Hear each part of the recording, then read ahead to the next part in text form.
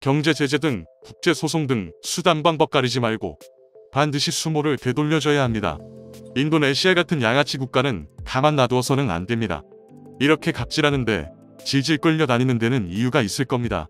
정부에서도 국민들이 납득할 수 있도록 설명을 했으면 좋겠습니다. 네티즌들이 왜 그렇게 반응하고 댓글을 달았을까요?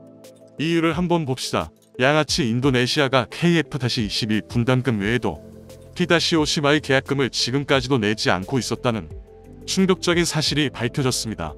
한국항공우주산업의 공시자료에 따르면 인도네시아는 지난 21년 6월 카이와 T-50I 훈련기 6대 및 항공기 운영을 위한 후속 지원을 체결했습니다. 인도네시아는 계약 체결에 앞서 21년 12월 16일까지 무슨 일이 있어도 반드시 총 2,744억 원을 지불하겠다고 밝혔는데요. 하지만 인도네시아는 볼면 돈이 없다며 3개월 뒤인 22년 올해 3월 30일로 바꿔달라는 일방적인 통보를 한국에 전했습니다. 한국은 하는 수 없이 인도네시아 측에서 계약금을 입금할 시 이를 제공시하기로 밝혔지만 결국 3월 31일까지 입금되지 않았죠. 이것이 5월 31일까지 미뤄져 많은 국민들의 공부를 샀으나 인도네시아는 뻔뻔하게도 또 한 차례 선수금 입금을 못하겠음을 밝히고 일정을 9월 30일로 미뤄버렸습니다. KF-21 개발 분담금에 이어 이제는 T-50I 계약금까지 미루고 있는 것입니다. KF-21 분담금 미지급건 8천억 원에 더해 T-50I 계약금 2,743억 원이 더해져 한국이 인도네시아에 받아야 할 돈만 1조가 넘어가는 답답한 상황입니다. 그런데 이런 상황에 인도네시아가 최근 떼돈을 벌고 있었다는 정황이 포착되어 큰 논란이 되고 있는데요. 한번 자세히 알아보겠습니다. 인도네시아는 2010년대까지만 하더라도 대한민국과 가장 가까운 나라 중 하나였습니다. 한국과 대규모 군사협력을 맺고 있었으며 한국산 무기를 대량으로 도입하는 동남아시아 최고의 우방국이었죠. 그런데 프라보어 국방장관이 취임한 후부터 상황이 완전히 달라졌습니다. 한국이 수년 동안 열과 성을 다해 차근차근 쌓아 올렸던 인도네시아 국방협력 사업이 모두 들어졌으며 잠수함 1차 도입 사업도 현재까지 무기한 보류되고 있는 상황입니다. 특히 그 중에서도 가장 심각한 건 KF-21 개발 사업에 관한 분담금이 아직도 밀리고 있다는 점입니다. 인도네시아는 총 8조 8천억 원 규모의 도람의 전투기 공동 개발에 참여했지만 인도네시아가 부담하기로 한 분담금 8천억 원을 아직도 내지 않고 있습니다. 변명도 가지각색인데요. 초반에는 인도네시아가 받을 수 있는 혜택이 너무 적다며 불평한다거나 KF-21의 성능이 생각보다 좋지 않다는 식의 강짜를 부리기 시작했습니다. 그리고 2020년 이후에는 코로나 때문에 자국 경제 사정이 좋지 않다는 이유를 들먹이며 아예 바닥에 배를 깔고 누워버리기까지 했죠. 일부 매체에 의하면 작년 초에는 인도네시아가 원래 지급하기로 했던 20%가 너무 많으니 10%로 낮춰 달라는 말도 안 되는 요구까지 했다고 합니다. 게다가 분담금 지분을 줄이는 게 어려우면 KF-21 현지 생산시설을 건설해주고 50억 달러 멋지 차관을 인도네시아 정부에 지원해달라고 요청했죠. 칼만 안 들었지 날강도나 다름없는데요. 그런데 여기에서 재미있는 점은 인도네시아가 전투기 공동 개발 사업의 분담금은 내지 않고 있으면서도 본인들의 권리만을 주장하며 기술자들을 파견하고 각종 전투기 설계 기술을 배우고 있다는 것입니다.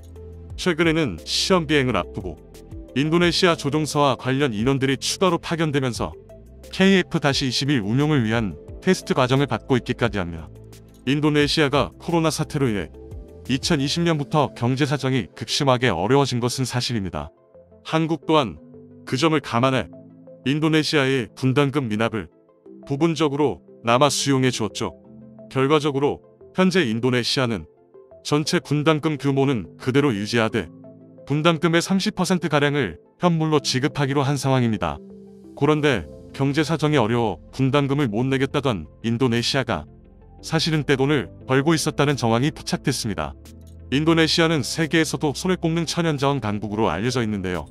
천연가스와 각종 광물 유연탄, 천연고무 등이 대량으로 생산되는 국가라 전 세계에서 돈다발을 싸들고 인도네시아를 찾아가는 경우가 많습니다. 또한 최근 발생한 우크라이나 전쟁으로 더 큰 호황을 누리게 되었는데요. 특히 러시아로부터 천연가스를 수입하던 유럽 선진국들이 러시아 천연가스 대신 인도네시아에서 생산되는 천연가스를 수입하기 위해 줄을 섰습니다. 이처럼 장사가 잘 되기 시작하자 양아치 인도네시아는 우리 천연자원을 이용하려면 인도네시아에 공장을 지어야 한다라는 말도 안 되는 갑질을 부리기 시작했고, 이에 전 세계 기업들이 눈물을 머금고 인도네시아에 대규모 투자를 단행했습니다. 우리나라의 현대자동차도 전기차 배터리 생산을 위해 인도네시아의 천연자원이 꼭 필요한 상황인데요. 이에 현대 또한 인도네시아에 자동차 공장을 짓겠다는 협약을 끝마쳤습니다. 뿐만 아니라 전쟁으로 자원 경쟁이 더욱 심화하며 인도네시아 경제에 날개를 달아주었는데요. 특히 러시아에서 대규모로 수출하던 유연탄의 수출길이 막히면서 전세계 건설 현장에서 시멘트 부족 사태의 골머리를 앓고 있습니다. 시멘트를 생산하기 위해서는 유연탄이 꼭 필요한 상황인데요. 러시아의 유연탄을 대체할 국가로 인도네시아가 떠올랐습니다. 이처럼 천연가스와 유연탄 및 다른 많은 자원이 전쟁 특수를 맞아 팔려나가니 인도네시아로서는 때 아닌 돈방석에 맞는 것이 당연했는데요. 그런데 문제는 인도네시아가 이렇게 호황을 맞아 벌어들인 돈을 한국이 아닌 엉뚱한 곳에다가 펑펑 쓰고 있다는 것입니다.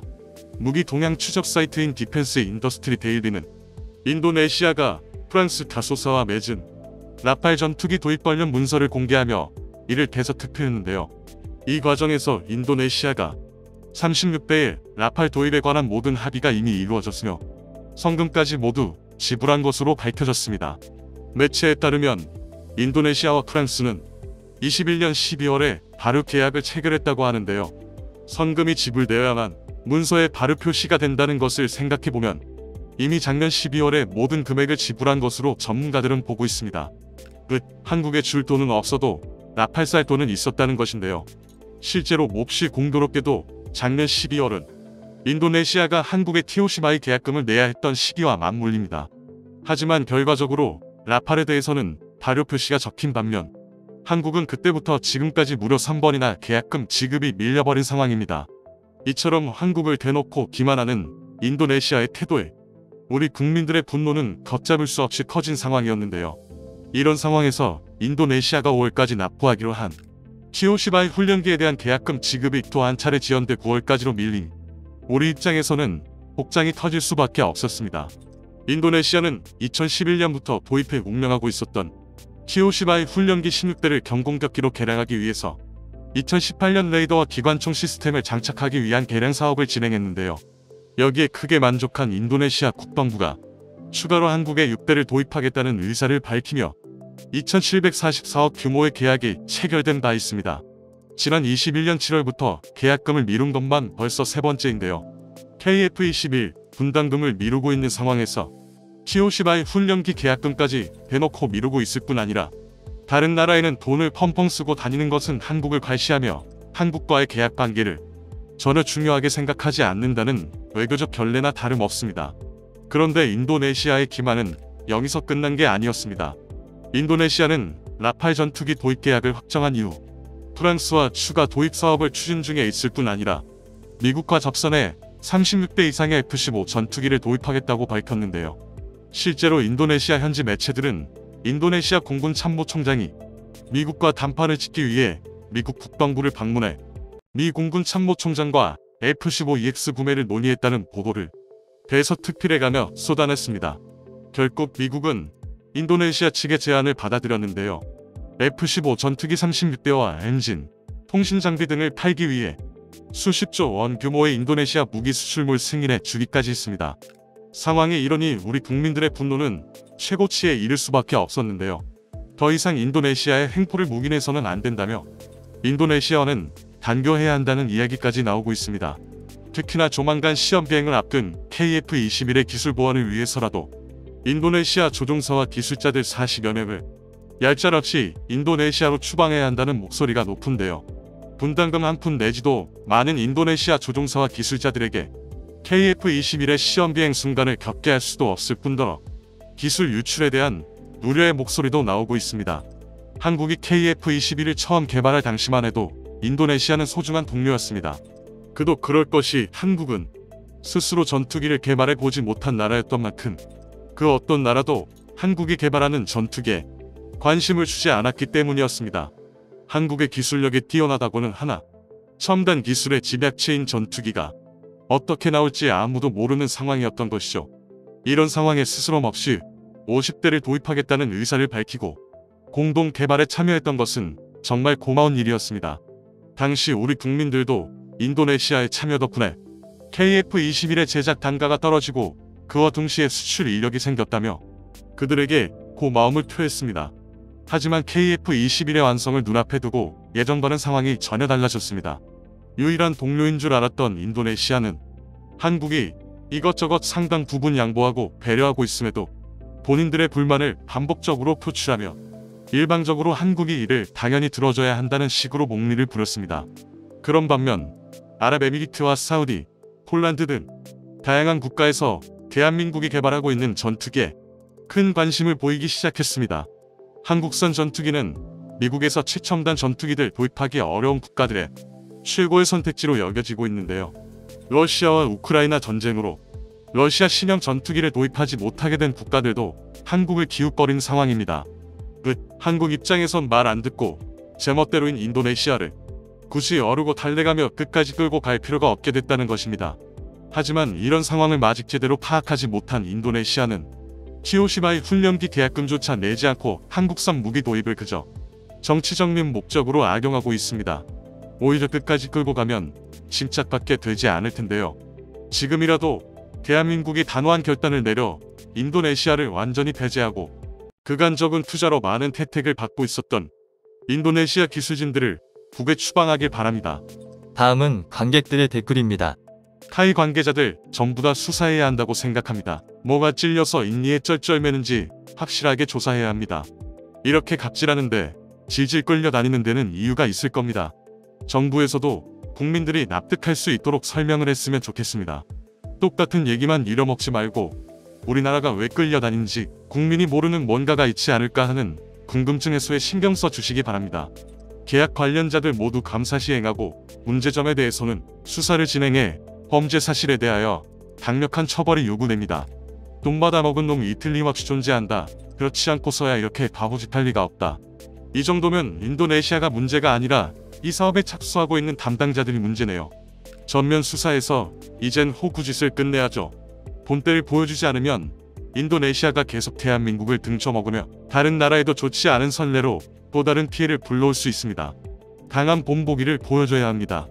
다들 저렇게 인도네시아에 끌려다니는 이유가 분명 있을 거라 의심하는 게 당연한데 이 조사가 반드시 이루어져야 합니다. 경제 제재든 국제소송 등 수단 방법 가리지 말고 반드시 수모를 되돌려줘야 합니다. 인도네시아 같은 양아치 국가는 가만 놔두어서는 안 됩니다. 맞습니다. 타이 관계자들 모두 수사해야 합니다.